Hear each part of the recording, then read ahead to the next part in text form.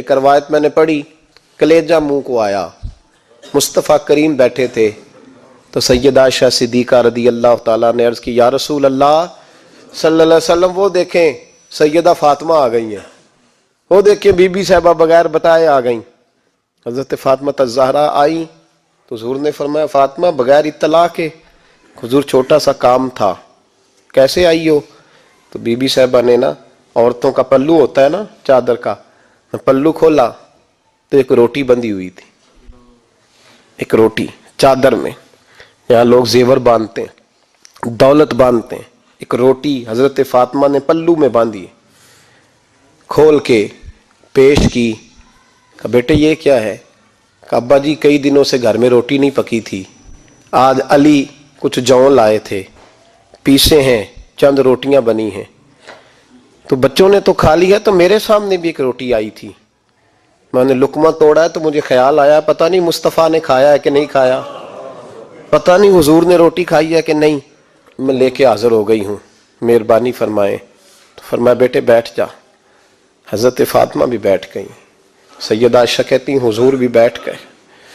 فرمایا فاطمہ کتنے دنوں سے نہیں کھایا؟ عرض کی حضور 3 دن سے۔ فرمایا بیٹے میں نے 5 دن سے نہیں کھایا، آ جا۔ دونوں باپ بیٹی مل کے کھاتے ہیں، روٹی 2 حصوں میں حضور نے بانٹی، فرمایا چلا دی تو کھا، آدھی میں کھاتا ہوں۔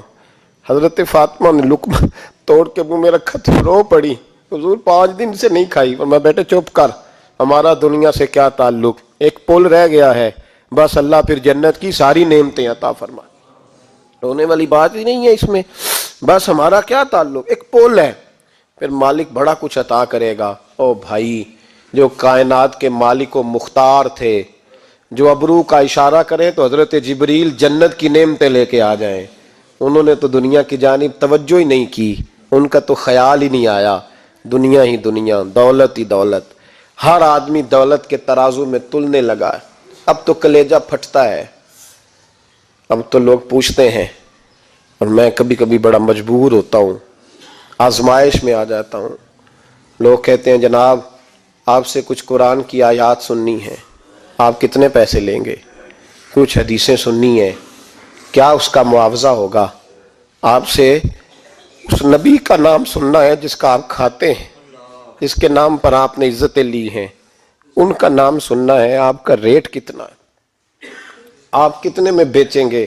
وہ نعت جو غذا ہے وہ کتنے میں بکے گی؟ جب دنیا داری کا یہ حشر ہو جائے کہ وہ رسول اگر ان کا نام نہ رہے تو ہماری سانسیں ہی نہ چلیں۔